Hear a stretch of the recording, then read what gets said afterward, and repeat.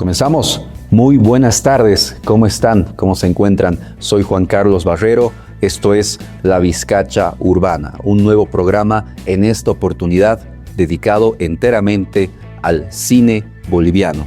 Tiene que ser al menos para mí, de nuestros mejores programas. Y es que las entrevistas y también los pequeños reportajes en los que hemos trabajado son sumamente especiales para mí y espero que también lo sean para todos ustedes. Vamos a estar con David Wood, investigador británico y autor del libro El espectador pensante, el cine de Jorge Sanginés y el grupo Ucamau. Con su entrevista queremos dar inicio a un ciclo de entrevistas, por lo menos por los siguientes 3 programas, contando dedicados precisamente a homenajear a este maestro de nuestro cine, símbolo, bandera de nuestro cine, Jorge Sanginés. También entrevistamos a Alfonso Gumucio Dagrón, presidente del directorio de la Cinemateca Boliviana, que por primera vez en toda su historia cuenta con un stand propio en la Feria del Libro, con una exposición bellísima, una invitación además a que todos ustedes puedan acudir y visitar su stand en el segundo nivel del bloque rojo. Una entrevista que desarrollamos, por cierto, fuera de nuestro estudio. Fuimos hasta allá y ahí es donde conversamos con Alfonso Gumucio Dagrón. El cine boliviano es pasión de mucha gente. Tengo en mis manos el guión de Cuestión de Fe, película dirigida por Marcos Loaiza, que precisamente pude comprar en el stand de la Cinemateca Boliviana. Y quiero detenerme a hablar un poco de esta película, y es que desde este próximo 6 de agosto, todos ustedes en los cines de todo el país van a poder ver la versión remasterizada en 4K de Cuestión de Fe. Quiero agradecer profundamente al director Marcos Loaiza, a quien entrevistamos en nuestro tercer programa acá en La Vizcacha Urbana, por haberme invitado a la premier nacional de Cuestión de Fe en su versión remasterizada en 4K. Muchísimas gracias, y es que esto significa muchísimo para quienes valoramos y amamos nuestro cine. Cuestión de Fe es un clásico que ya se encuentra en las páginas de nuestra historia. En pantallas ustedes van a poder ver algunas imágenes de lo que representó este evento. Premier nacional de Cuestión de Fe en su versión remasterizada en 4K. Pues es importante, ¿no? Es mi película preferida porque, claro, en la época de los 90s, ¿no? Se empezaba a gestar las películas bolivianas y también es un recuerdo importante, ¿no? De la historia del cine boliviano. Para mí es una trilogía porque admiro esta película, empiezo a trabajar con Marcos Loaiza y Oscar García. Posterior hago la música, aparte de la música también de Las Bellas Durmientes, y después soy extra en El Averno. O sea, con eso ocupo una trilogía importante con el maestro Marcos Loaiza y Oscar García, así que me lleva grandes recuerdos y es una emoción poder estar aquí en esta premier viendo a los amigos, a los artistas y volver a ver esta película muy importante.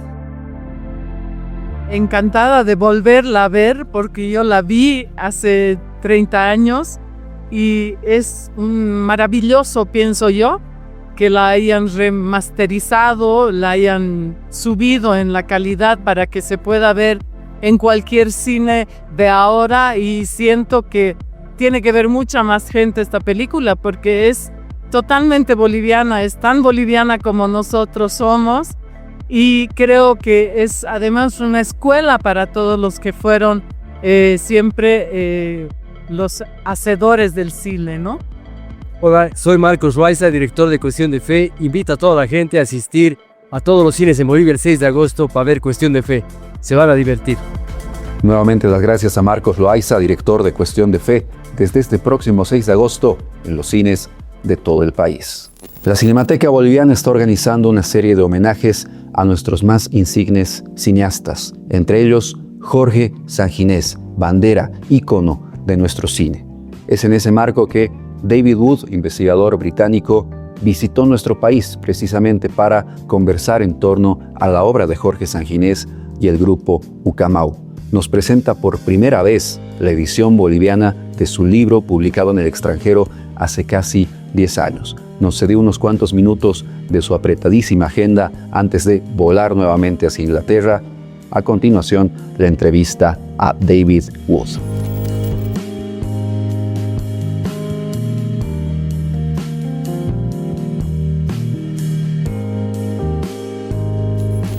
Ha sido una semana en nuestro país dedicada al cine. Hemos tenido la premier de este próximo estreno, este siguiente 6 de agosto, del clásico de nuestro cine Cuestión de Fe de Marcos Loaiza, y también hemos tenido un homenaje al maestro Jorge Sanginés.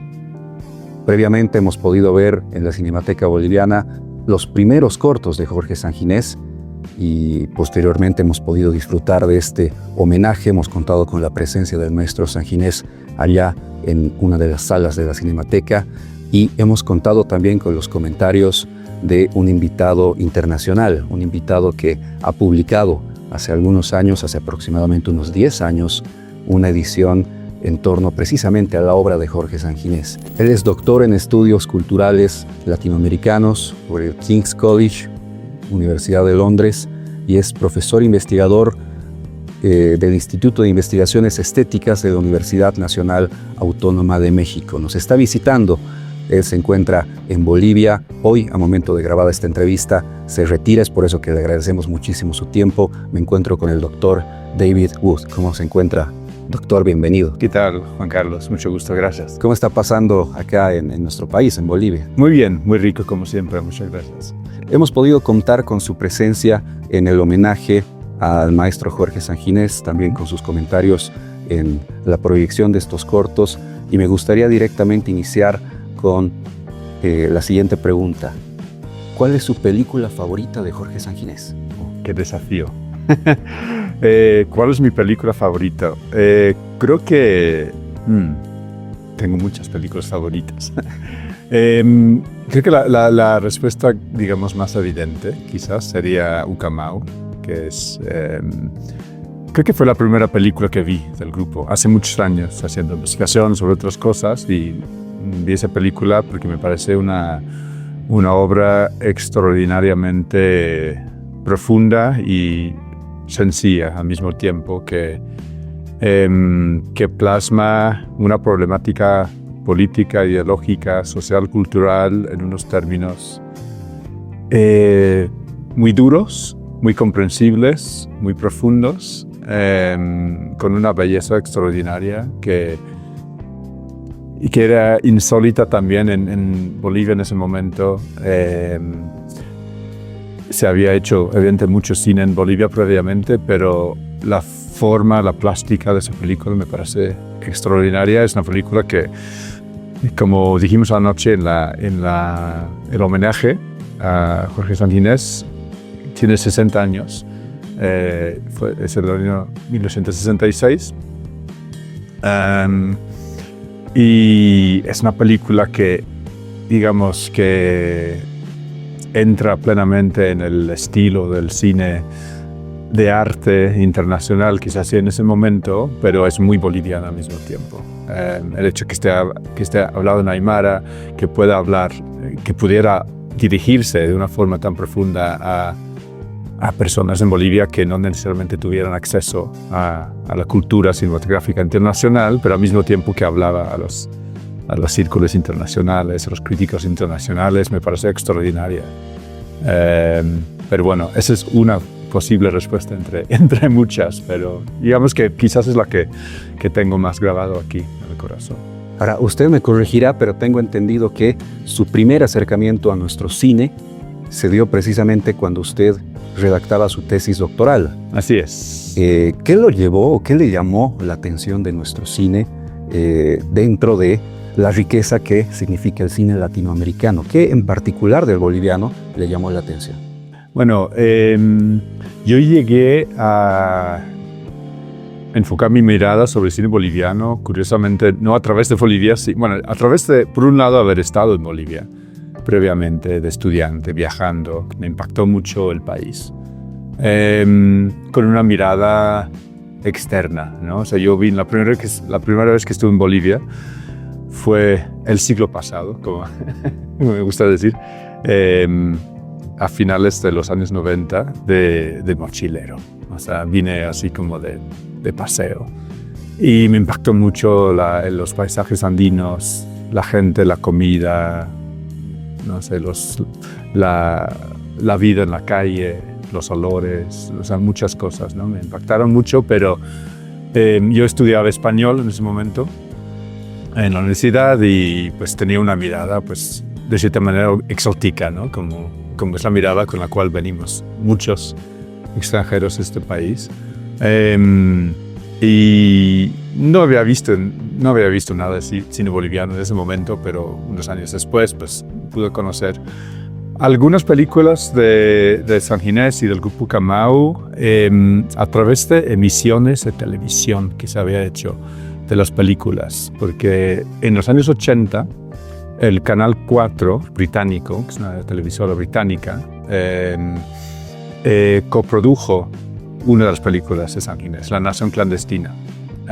Fue una de las varias productoras internacionales que permitieron que se hiciera esa película. Yo pude ver una grabación en VHS que alguien había tomado la televisión, dejado en una biblioteca en Londres, y pude ver esa película.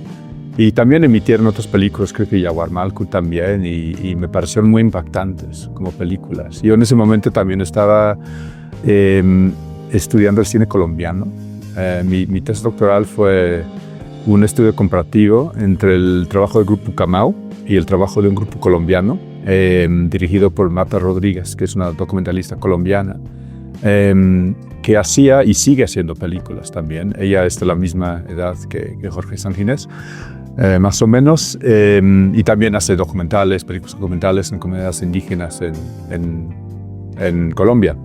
Y desde el trabajo de Marta Rodríguez y el trabajo de Jorge Sanginés, digamos, los dos grupos me impactaron mucho por lo que te decía hace un rato, de su capacidad de hablar hacia el interior, ¿no? O sea, hacer un análisis muy profundo del país, de las problemáticas de las comunidades indígenas, y de poder dialogar realmente con ellos y transformar su práctica a través de realizar y dialogar sobre el cine junto a los pueblos indígenas, y al mismo tiempo entrar en circuitos internacionales que pudieran comunicar esas problemáticas a digamos, comunidades cinematográficas mucho más amplias. Entonces, creo que rebasé los límites de tu pregunta. No, para nada, por supuesto, no. Sí. Bueno, el propósito de esta entrevista es, en gran parte, rendirle homenaje a Jorge Sanginés, rendirle homenaje a su trayectoria, y usted ahora nos presenta una obra,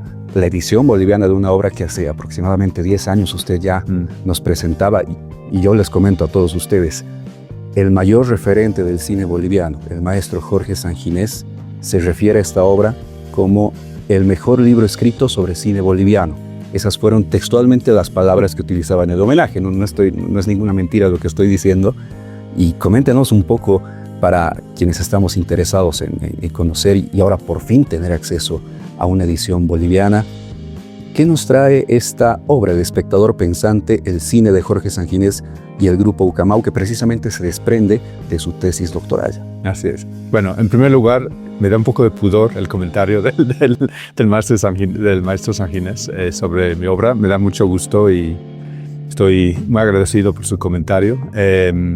Me parece, no sé, yo no me atrevería a decir que es el caso, pero bueno, el libro lo publiqué en primer momento en el 2017, fue publicado por la UNAM y La Carreta, en la editorial colombiana. Circuló pues, en esos países principalmente. En Bolivia siempre ha sido muy difícil de conseguir porque nunca logramos que se pudiera vender en Bolivia por razones de distribución de libros. Esta edición se pudo hacer gracias al acuerdo con la UNAM, con Plural, con la Cinemateca Boliviana. La Cinemateca Boliviana está haciendo una serie de libros con Plural para conmemorar el 50 aniversario de la Cinemateca. Entonces, gracias a las gestiones de ambas instituciones, Alfonso Gómez Dagron, estoy muy agradecido por Mela Márquez, la directora de la Cinemateca, por hacer posible esta edición. José Antonio Quiroga también lo quiero mencionar. Tu pregunta sobre qué aportas del libro. Mira, en un principio este libro estuvo pensado como una forma de llegar tanto a un público académico como un público no académico, quizás con un conocimiento, un interés especializado quizás, o incluso interés general sobre la obra. Yo soy académico, trato de escribir de una forma que sea abarcable para gente fuera de la academia. Y lo que quise hacer con el libro es, digamos, dar una visión. Es un libro que tiene un orden cronológico que va desde la primera fase del cine de Jorge Sanginés y llega hasta Insurgentes. Las otras películas no están porque cuando lo escribí todavía no se habían hecho. Los primeros 2 capítulos son casi enteramente sobre los cortometrajes. Los cortometrajes que hizo como estudiante en Chile, los cortometrajes que hizo en Bolivia como cineasta independiente a principios de los años 60, también cortos patrocinados por el Estado, y luego hay todo un capítulo sobre el trabajo que hizo dentro del Instituto Cinematográfico Boliviano, que termina con la producción de Ucamau y unos noticieros. Digamos que, y toda esa fase, en la forma en que tradicionalmente se ha pensado la obra de Sanginés, ha sido más o menos como la prehistoria del grupo, y a mí me parece una fase súper interesante porque digamos que una vez que empieza a producir largometrajes es un cineasta más plenamente independiente, ¿no? El grupo tiene diferentes fases, pero tiene mucho más libertad que al principio, ¿no? Y bueno, me encantan las películas, los largometrajes, y la mayor parte del libro está dedicado a ellos, pero sí quise enfocarme en un principio en esa parte menos conocida de su obra. Me parece interesante como las fricciones, las tensiones que hay entre una visión política, necesidad de poder, la necesidad de trabajar, por ejemplo, con patrocinios privados o estatales en gobiernos de diferentes tipos en la historia de Bolivia, hacer un cine crítico, pero que pruebe los límites de lo que se puede decir dentro de una institución de propaganda estatal. Me parece súper interesante. Hice mucha investigación de archivo para este libro. Investigación en periódicos, revistas. En su momento pues hice mucha investigación en la Cinemateca Boliviana, gracias a la biblioteca. Quiero mencionar, de hecho, durante muchos años la colaboración de la propia Mela, Eli Carrasco en la biblioteca de la Cinemateca, que fueron un gran ayuda para poder hacer esta investigación, y en otras instituciones en Bolivia, pero también hice mucha investigación fuera. De hecho, yo empecé la investigación de este libro, en realidad lo empecé fuera, en Inglaterra, en bibliotecas de Inglaterra, donde me di cuenta de que no se había difundido tanto en Inglaterra la obra de Sanginés, pero sí en Francia. Fue muy, muy, muy exitoso. En los años 60, 70, la época, digamos, militante. Entonces, mi primer enfoque sobre su cine, en realidad, no fue dentro de Bolivia, sino desde fuera, cómo se veía desde los críticos de cine franceses en los años 70. Entonces, la apuesta del libro es como insertar la obra de Sanginés, el grupo Ucamau, en su contexto histórico dentro de Bolivia, pero también entender como las redes cinematográficas, sociales, políticas en las cuales ha circulado a nivel internacional. Entonces estoy como tratando de ver la obra en ese entramado, como dentro de Bolivia, a nivel latinoamericana, en Europa, que es principalmente pues, donde he podido leer sobre la recepción de las películas. También hice varias entrevistas pues, con el propio maestro Sanginés, también con otras personas que habían participado en varias de las películas. Hay toda una lista de entrevistados. Al final pude hablar con César Pérez, con Pablo Franzens, Antonio Aguino, o sea, varias personas que me dieron una visión también más amplia sobre, no solamente desde el punto de vista del propio Sanginés, sino de varios de los colaboradores de sus películas, siendo que es un cine que siempre se ha planteado como colaborativo. Que bueno, y evidentemente pues es un esfuerzo que siempre es incompleto, sobre todo si uno está tratando de entender una obra tan compleja desde múltiples puntos de vista, siempre hay muchos más puntos de vista que no están tomados en cuenta. Entonces no considero este libro como la obra definitiva para nada, sino pues una aportación sobre la cual ojalá pueda ayudar a que haya otros estudios y que dialogan y debaten y discuten con lo que digo aquí. Por supuesto que es una excelente forma en la que cualquier persona que únicamente se haya limitado a ver las películas o que ni siquiera haya visto aún las películas, una invitación por supuesto a que lo hagan, puedan acercarse a la obra de Jorge Sanginés, y bien lo decías, ¿no? Se trata de una suerte de prehistoria del Grupo Ucamau. Ayer nos comentaba en el homenaje Jorge Sanginés, y me lo acabas de confirmar también, que el Grupo Ucamau no se consolida como tal, sino hasta que adquieren mayor libertad a raíz de su expulsión del Instituto Cinematográfico Boliviano. ¿Por qué considera usted, doctor, importante estudiar más allá de simplemente ver la obra de Jorge Sanginés, y por qué considera importante en sí misma la obra de Jorge Sanginés? En primer lugar, tu pregunta sobre por qué es importante no solamente ver esta obra, sino también estudiarla, reflexionar sobre ella, escribir sobre ella. A mí me parece que cuando uno está viendo sobre todo películas que ya son viejas, ¿no? Películas de los 60, 70, a veces uno se puede dejar llevar por la película, pero sin necesariamente entender por qué se hizo y cómo se hizo y qué significó esa película para determinados públicos. Puede parecer muy remoto ahora en el 2026 pensar en unas películas hechas en los años 60, 50, 60, 70, 80, incluso del siglo XX, incluso antes de que nacieran muchos de las personas que los estarán viendo, pues pueden parecer muy remotas las películas, ¿no? Entonces, si uno ve una película que ya es vieja,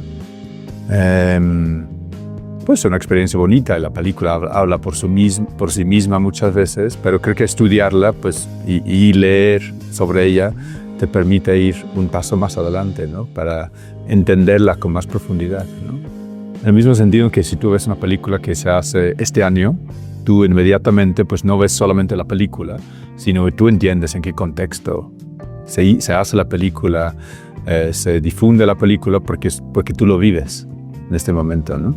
Mientras que si ves una película de hace 50 años, pues quizás no viviste eso, o no te acuerdas de eso, o no tienes la forma de entender todos los entramados que estaban detrás de la realización, de la distribución de la película. Entonces, es algo que he visto dentro del mundo académico, en este momento, dentro de los estudios sobre el cine latinoamericano. En este momento hay mucho interés en la historia, el patrimonio del cine militante de esa época, que fue digamos, la época de más proyección internacional del Grupo Ucamau, de los años 60 y 70, que cuando yo empecé esta investigación, por el del 2002, mucha gente me decía, ¿por qué estudias esto ahora? Porque es un tema un poco trasnochado, ya la época militante está atrás, ya estamos en otro momento, transnacionales.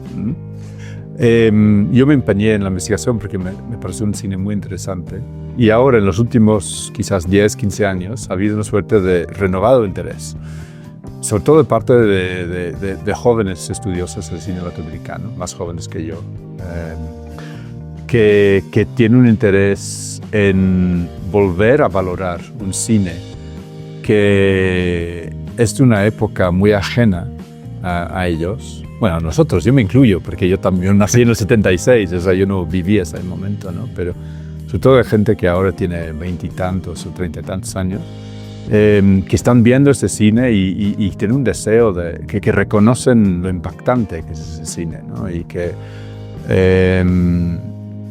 tiene un deseo de entender más profundidad por qué se hizo ese cine y qué importancia, de qué manera se proyectó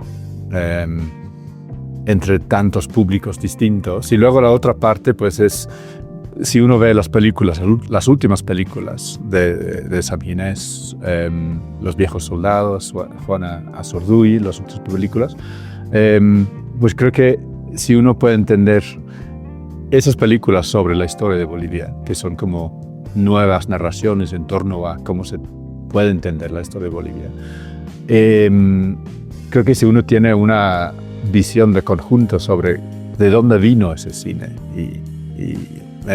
puede dar mucha riqueza a cómo uno aprecia lo que se hace en este momento. No sé si me hago entender. Correcto, ¿no? En apreciar lo actual gracias a que tenemos una mejor comprensión de lo que se hizo antes. Sí, sí.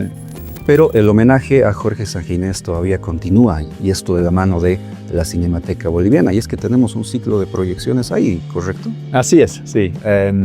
Bueno, en el momento de que se lance esta misión, ya habrá pasado la primera jornada.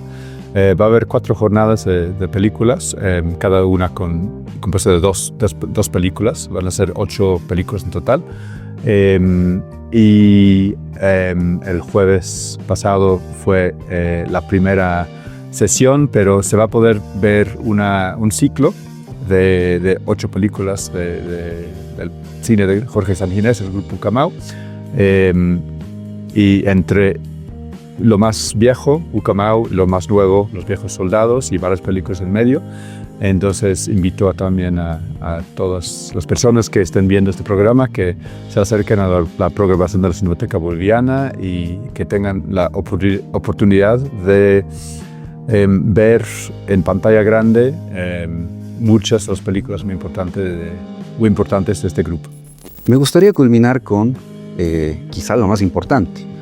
Tenemos acceso acá en nuestro país, después de casi 10 años de publicada esta obra. La edición original es extranjera. Por primera vez se está publicando de la mano de Plural Editores y la Cinemateca Boliviana, una edición boliviana, precisamente. Tenemos acceso a esta obra. ¿Dónde la podemos encontrar? Bueno, este libro, el ejemplar que ven aquí, es uno de los primerísimos ejemplares, todavía no está a la venta, pero esto se podrá obtener en la librería de Plural, aquí en Sopocachi, en la Cinemateca Boliviana. Estará disponible en las próximas semanas y también en la Feria del Libro de La Paz. Espero que tenga una proyección un poco más allá de eso, pero mínimo ahí. Entiendo que Plural también tiene una difusión en otras ciudades de Bolivia, entonces ojalá se pueda adquirir y leer y discutir. A momento de que ustedes ven esta entrevista, el Dr. Wood ya se encuentra en Inglaterra, nos está cediendo valiosísimos minutos de su tiempo para poder conversar y poder difundir precisamente no solamente su obra, sino sus ideas, sus apreciaciones en torno a la obra de Jorge Sanginés, precisamente para rendirle homenaje a este importante maestro de nuestro cine, la figura, el gran referente, la bandera de nuestro cine. Y no dejen de leer, por supuesto, que para Jorge Sanginés es el mejor libro escrito sobre cine boliviano, por más que al Dr. Wood no le guste. Me gusta, pero me da un poco de pudor. No, gracias por su presencia. Ojalá contar con usted para futuras entrevistas, en futuras visitas más adelante. Bueno, muchas gracias.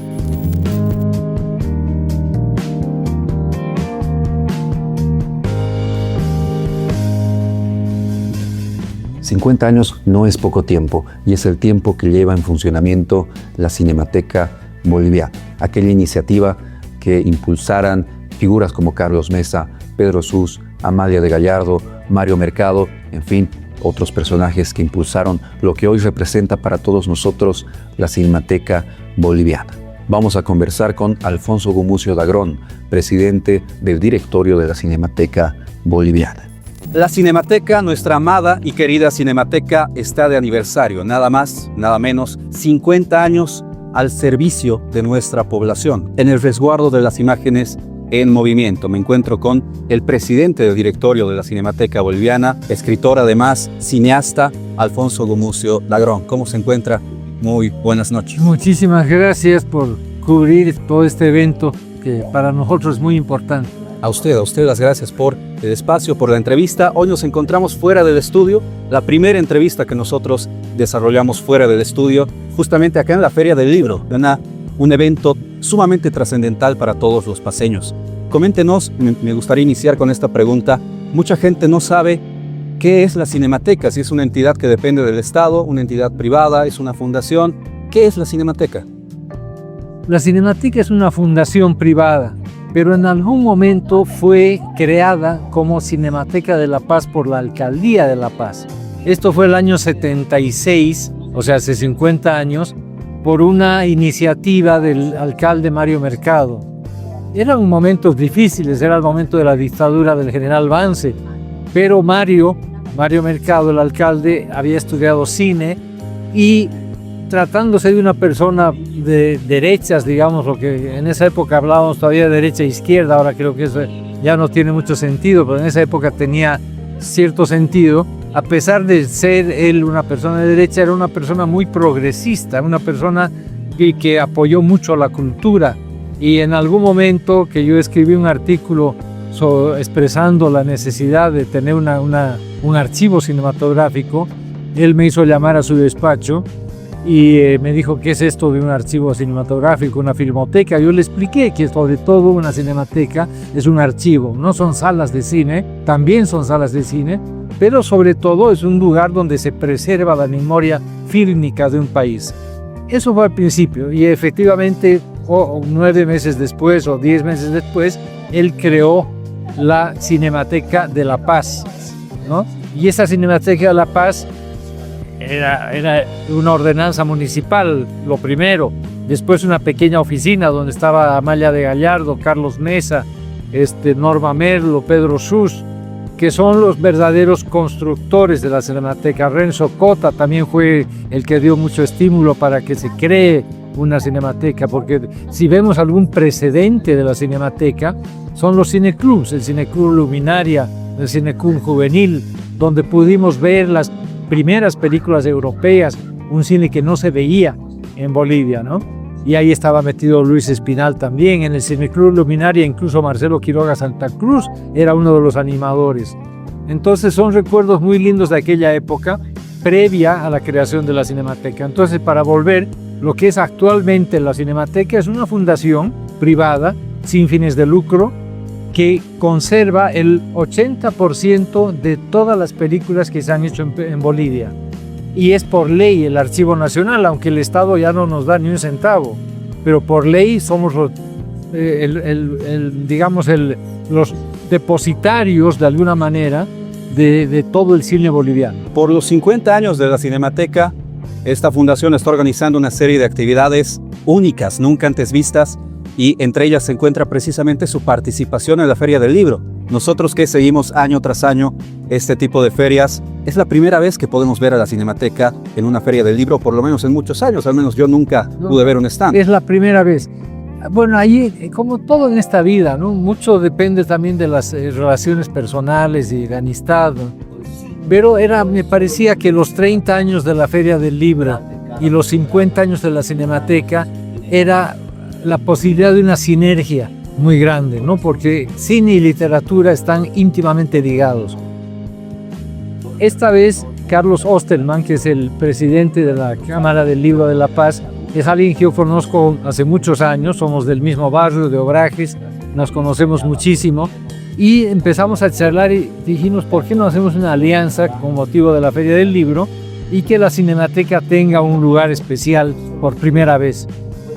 Y bueno, esto que vemos aquí alrededor con estas magníficas cámaras antiguas, proyectores, las latas de cine que ya no se usan ahora, en fin, y esto ha sido montado por el jefe, digamos, del archivo de la Cinemateca Boliviana, es Ramiro Valdés, con un grupo de técnicos del cine, ¿no? Ramiro es sonidista, pero además es el alma del archivo de la Cinemateca, es el que mejor conoce qué películas tenemos.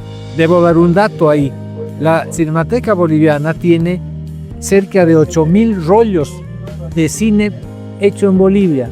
No quiere decir que haya 8.000 películas completas, porque hay muchas latas donde hay rollos sueltos y no sabemos todavía a qué corresponden esos rollos. Es un trabajo muy moroso, muy lento. Identificar las películas muchas veces no tienen títulos, no tienen créditos.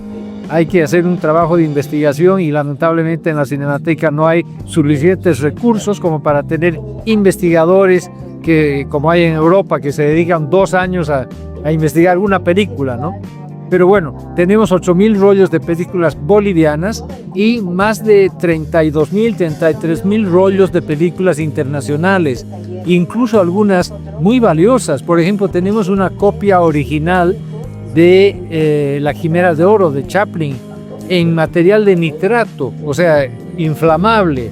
Es una bomba, pero bueno, la tenemos bien guardada en la Cinemateca, ¿no? Tenemos una bóveda donde están las películas de nitrato. Esa bóveda se tiene que conservar a cierta temperatura porque el nitrato, como sabemos, es uno de los componentes de la dinamita, TNT. Y como población tenemos que saber valorar precisamente esta oportunidad que tenemos al haber personas que se han interesado en resguardar este patrimonio al que nosotros podemos acceder precisamente a través de la Cinemateca. Y como fruto de estos 50 años, hace instantes nada más, se acaba de presentar en 3 tomos los cuadernos de cine de Luis Espinal, que precisamente forman parte de una colección que la Cinemateca está pues presentando para acercar a la población nuestro cine. Coméntenos un poquito acerca de esta colección. Bueno, cuando Luis Espinal llegó a Bolivia el año 1968, hay que ponerse en el contexto de esa época. No había teléfonos celulares, no había video, no había DVD. Todo era salas de cine y las películas que llegaban no eran precisamente las más interesantes, aunque de vez en cuando en algún cineclub se hacía un ciclo de cine europeo, en fin, pero era muy poco, ¿no? Entonces Luis tenía el interés y la pasión de enseñar cine, ¿no? Yo, de hecho, mis primeros talleres sobre cine los tomé con Lucho Espinal y ahí nos hicimos muy amigos y fue para mí un descubrimiento también del cine, ¿no? Él me impulsó para que yo fuera a estudiar cine después a Francia, en fin. El propósito de Lucho era sobre todo dar a conocer de la manera más sencilla, en un lenguaje muy accesible, qué era el cine como séptimo arte. Porque la gente confunde a veces el cine con el circo, ¿no? Es un lugar para ir a reír, comer, ¿no? Charlar, ver su celular, y sin embargo le llamamos el séptimo arte, ¿no? Y yo siempre tengo un sentido crítico con la gente que va al cine solamente a distraerse. Yo creo que el cine tiene una capacidad formativa y educativa muy importante, y eso lo entendía muy bien Lucho Espinal, y por eso hizo estos cuadernos que eran sencillos, porque eran pequeños, tenían un tamaño así como de 10 centímetros, no más de 100 páginas, algo que pudieran leer los jóvenes sobre los grandes directores de cine, sobre la crítica cinematográfica, sobre una cantidad de temas, el cineforo, etcétera, ¿no? Una cantidad de temas que permitían que los más jóvenes pudieran adentrarse en el cine de una manera fácil, sencilla, y empezar a distinguir por qué la nueva ola de cine francés o el neorrealismo italiano, qué significaba, por ejemplo, el neorrealismo italiano después de la Segunda Guerra Mundial, por qué eran importantes esas películas que por primera vez se filmaban con actores que no eran famosos como los de Hollywood y se filmaban en las calles, ¿no? Toda la transformación del cine después de la Segunda Guerra Mundial está representada inicialmente por el neorrealismo italiano, después ya por la nueva ola francesa, el cine libre inglés, en fin, todas las tendencias europeas sobre todo, y después el cine independiente de Estados Unidos también, que hay que reconocer que tuvo grandes cineastas. Pero bueno, todo eso el Lucho Espinal nos inculcaba de una manera muy pedagógica, muy didáctica, ¿no? Y así es que fue acumulando los 14 títulos, aunque uno está escrito por Renzo Cota, los 14 títulos que hemos vuelto a publicar después de medio siglo. Es decir, esperamos que los lectores que vayan a leer los 3 tomos de la obra de Espinal hayan nacido después del asesinato de Espinal, o sea, después de la publicación de esos libros. O sea, para ellos va a ser muy nuevo, ¿no? Y yo creo que es una edición definitiva que hemos hecho en complicidad, digo yo, pero en alianza con la editorial Don Bosco. Es un proyecto que empezó hacia el año 2020, justo antes de la pandemia, y que lamentablemente la pandemia lo truncó, ¿no? En algún momento yo hice el prólogo, Sebastián Morales hizo otro prólogo, tenía 2 prólogos la obra, y yo corregí todos los originales, se hizo la maqueta, se hizo toda la preparación para la publicación del libro, pero vino la pandemia y evidentemente la librería Don Bosco tuvo que cerrar, la editorial Don Bosco tuvo problemas económicos y de esa manera no se terminaron de imprimir los 3 tomos, se imprimió solamente el tomo número 2. Ya al asumir yo la presidencia de la Cinemateca me propuse que tengamos una colección de libros de cine propio de la Cinemateca con un diseño especial, y vimos la manera de que el diseño que ya había para los libros de Espinal se adaptara haciendo una cajita muy bonita donde entran los 3 tomos de la obra de Lucho, ¿no? Entonces es una manera de rendirle tributo también a Lucho Espinal por todo lo que hizo en apenas 12 años de vida en Bolivia hasta que lo asesinaron. En este aniversario, 50 aniversario, hemos tenido una respuesta formidable de empresas, de amigos, de colaboradores que no piden nada a cambio, ¿verdad? Que se han comprometido con la idea de resucitar de alguna manera la Cinemateca Boliviana, volver a convertir a la Cinemateca en un lugar de encuentro, como fue en su momento en la calle Pichincha cuando estaba ahí arriba, que la gente pueda llegar a la Cinemateca, tomarse un café, ver una película, discutir sobre cine, ver una exposición, tenemos una galería de fotos, etc. Bueno, dentro de todas esas actividades que tenemos, los Chocolates Break, que el dueño, gerente general de los Chocolates Break es cineasta, porque Pancho Ormachea hizo 2 o 3 muy buenas películas en su momento, cuando él era mucho más joven. Entonces él siente todavía un gran amor por el cine, y yo le propuse, ¿por qué no hacemos una serie de chocolates con un forro? Son los mismos chocolates que él produce, pero con un forro que tenga que ver con 5 películas bolivianas, como para empezar, y después vemos si hacemos otras 5 y otras 5 después, ¿no? Pero se escogieron 5 películas, y efectivamente estos chocolates también están en venta en la Cinemateca Boliviana y en las tiendas de Chocolates Break. Y es un gusto porque la gente ve la colección y quiere coleccionar las tabletas, ¿no? Algunos ni quieren comérselas, ¿no? Ni quieren quedarse con las tabletas enteras tal como están.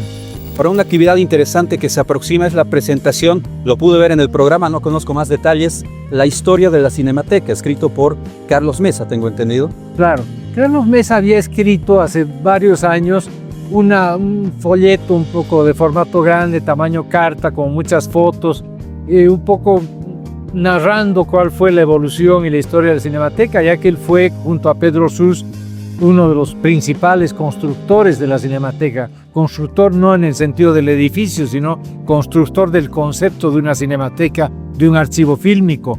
Y el aporte de Carlos y de Pedro Sus y de Norma Merlo es pues muy grande, ¿no? Porque ellos tomaron la batuta de que dejó a Amalia de Gallardo y Renzo Cota, los que realmente estuvieron ahí en la calle Pichincha todos los días, turnándose para utilizar la máquina de escribir y viendo la programación, fueron Carlos, Norma y Pedro Sus, ¿no?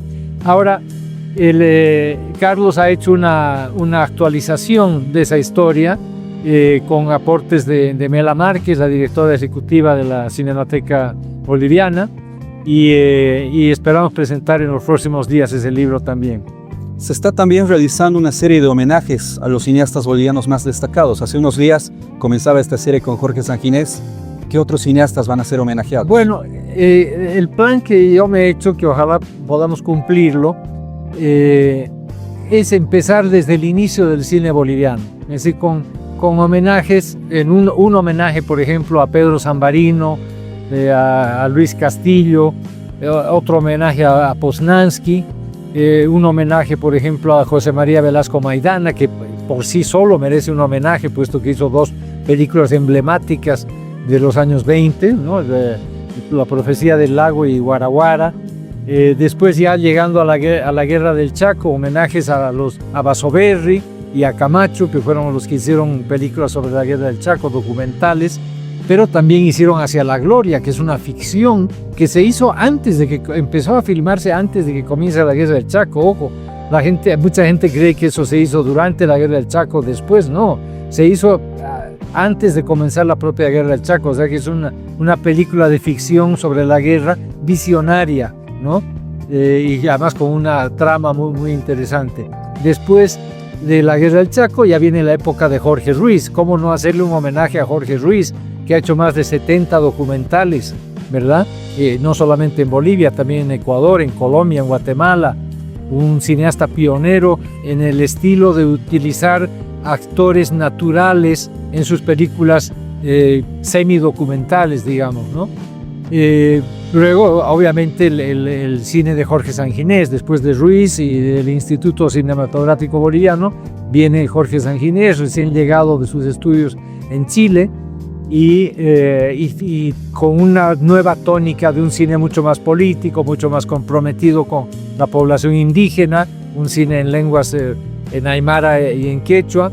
Y bueno, a partir ya de esos son, digamos, los homenajes, ¿no? Que hemos empezado por el último, en realidad, por el penúltimo, porque viene ahora el 13 de agosto el homenaje a Antonio Eguino. Esos son, digamos, los grandes de nuestro cine, y sin desmerecer a los que vienen después, pero digamos que ese es el periodo clásico del cine. Y después tenemos ciclos donde vamos a honrar a Paolo Agassi, vamos a honrar a Marcos Loaiza, a Juan Carlos Valdivia y todos quienes han hecho cine en Bolivia, incluso los más jóvenes, los más actuales, porque la idea nuestra es que aparte de los ciclos especiales, Paolo Agassi, Marcos Loaiza, Juan Carlos Valdivia y alguno de Julia Vargas, por ejemplo, vamos a tener por décadas, ¿no? Por ejemplo, de la década del 90 al 2000, qué cineastas han hecho películas del 2000 al 2010, y vamos a hacer no solamente ciclos, sino conversatorios también, donde participen todos ellos, porque están en actividad, ¿no? Y hay incluso la última sesión digamos, por cronológica sería las novedades desde el 2000 hasta ahora. Por ejemplo, el último blues del croata y películas que se han hecho hace un año, 2 años, ¿no? Ingresemos a su actividad individual, dejando, no de lado, pero sí en una pausa, lo que implica la Cinemateca. Usted ha publicado hace varios años, está presentándose la edición definitiva, la edición de la Biblioteca del Bicentenario, considerada su obra entre las 200 obras fundamentales de nuestra historia. Coméntenos un poquito acerca de la historia del cine boliviano, por favor. Bueno, ese es un libro que yo investigué durante más de 15 años, en gran parte conversando con los sobrevivientes, porque no había ninguna información. Cuando yo empecé a investigar sobre el cine boliviano, solo había 2 artículos sobre la historia del cine boliviano. Había críticas, había pequeñas cosas, pero solo 2 personas habían escrito artículos de 4 o 5 páginas diciendo, bueno, ha habido Guaraguara, lo más conocido, ¿no? Y esas 2 personas que les rendimos tributo en la Cinemateca, uno es don Marcos Kablin y el otro fue el periodista y autor de teatro don Raúl Salmón. A ambos los entrevisté yo y les dije, ¿y de dónde sacaron esta información? Y ellos me dieron pistas, y así de pista en pista fui conociendo a los actores del cine boliviano, e incluso lo fui a rescatar, por decirlo de alguna manera, porque todo el mundo pensaba que estaba muerto ya, a don José María Velasco Maidana en Houston, en Estados Unidos. Es decir, yo lo encontré ahí gracias a un tip, como se dice, a una pista que me dio la escultora Marina Núñez del Prado, que había participado ella en Guaraguara. Y yo le pregunté un día que Marina vino a Bolivia, le dije, Marina, ¿qué será de don José María Velasco Maidana? Y ella me dijo, vive en Estados Unidos, en Houston, y está casado con una pintora norteamericana que se llama Dorothy Hood. Entonces, gracias a esa pista que me dio Marina, yo pude encontrar a José María Velasco Maidana, ¿no? Entonces, yo investigué esas 2 fuentes, fundamentalmente la fuente de relatos personales, de memoria, que siempre hay que contrastarla, ¿no? Porque uno no se acuerda fácilmente de lo que hizo 50 años antes. Entonces eso yo tenía que cruzar ¿con qué? Con periódicos, no había más, no existían las películas. Cuando yo terminé de escribir y publiqué la primera edición en 1982 de mi historia del cine boliviano, que es la primera historia que cubre desde los orígenes hasta el 82, ¿verdad? no había películas.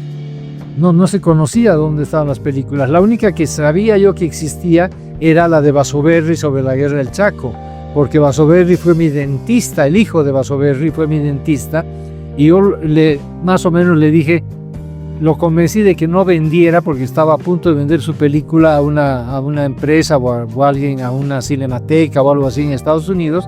Yo le dije, espérese un poquito que se va a crear la Cinemateca Boliviana y vamos a ver la manera de que su película pueda quedarse en Bolivia, ¿no?